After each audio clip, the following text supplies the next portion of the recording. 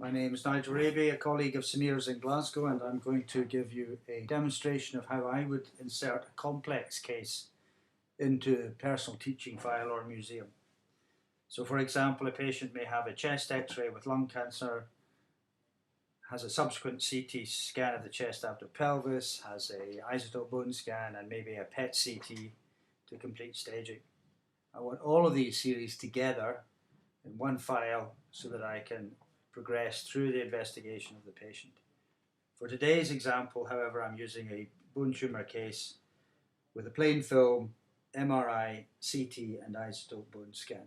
So our first decision is which database we want to use, either creating a new one as Samir has showed you, or taking an existing database, which may be your personal teaching file or the department file, whatever you have set up. In this case, we're taking this database here, our SBTR registry, and then just highlight any case in there because this is the database we want to import our case to. So we click on the import button, top left. We navigate to the case. This is on a memory stick, and Fred Smith is a fictitious anonymous name given for the purposes of this demonstration. Fred Smith has 4 investigations as I've described, and we want all 4 of them, so we can import these as one group by highlighting them using the shift and left mouse button. Click on open, and we want to copy the files. That's important, copy the files. And down in the bottom corner here you will see the activity, and we now have Fred Smith, these 4 different investigations. First thing I like to do then is to anonymize them straight away. So I need to highlight all of them again, shift and left mouse to highlight them, go to anonymize. With everything else anonymized, all I want to change here is the patient's ID and the patient's name. And because I'm in the SBTR registry, I'm going to give it an SBTR number. That's just what we do here, but you will have your own coding system and numbering system that you can insert at this point. You then click on replace because we're going to replace the original data with the new data we've just punched in. So Fred Smith will disappear from the top of our database here very shortly. When we say, do we want to delete the images? Yes, we want to delete them because the new ones with the new numbering will appear elsewhere, and they will be down at the bottom if we're on a numbering system that works in that way. So here we are, our SBTR 5000 case. Again, still 4 separate series.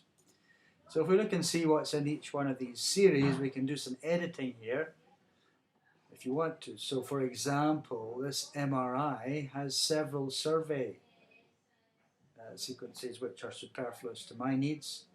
So if I click on one and then using the shift or command button with the left click, I can highlight these 3. I want to get rid of these. If I right click, this opens up a sub menu where I can say delete select series thumbnails. If we click on that and say OK, I want to delete these, yes I do, you'll see that those delete, and I'm left now with the main diagnostic imaging sequences. On the next series, this is isotope scan with lots of information. So you can do as I've done there, you can either click on the arrow and it will expand the contents of each of the series, or you can just click on it and you will see thumbnails of them all. Either of these methods work to get rid of the series that you don't want. So in this case I'm going to get rid of the flow sequences, same idea, so I can do that, and I can delete selected series thumbnails, and that works to get rid of that. I don't want those. The next is plain image, that's fine, I only want one of those. Finally, I've got some dose report and localizers, so I could use the method I've shown you. There is another way. If you expand the content, there's your dose report and localizers, so this is an alternative. You can highlight that again using the shift and left click, command button. You can add this soft tissue series, I don't want those. And a quick way of getting rid of these without using the mouse is to hit backspace, which brings up the same question, delete images, and then you can hit return. So you can't see me doing that, that was all on the keyboard, backspace and return, but you can use the method I've shown you with the drop down menu and for using the right click on the mouse. So I now have trimmed my series down for all 4 to the images I actually want to keep. So finally I can now again highlight all 4 using the shift and left click. This is the one that you must use the mouse on, so you right click over this and you scroll down this sub menu till you get to merge selected studies. This will now merge all 4 studies into one. Click OK. It does warn you, but OK. And there we now have SBTR 5000, all 20 series, as one entry into the database. So if I click on that now, you will see that I have the MR images, the CT images, plain film, and the isotope images all within the same case. So I can start off showing the plain film. If I choose to, I can then have the CT scan.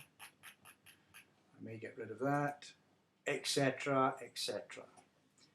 So that is how I would put a case into the museum, amalgamating the various modalities.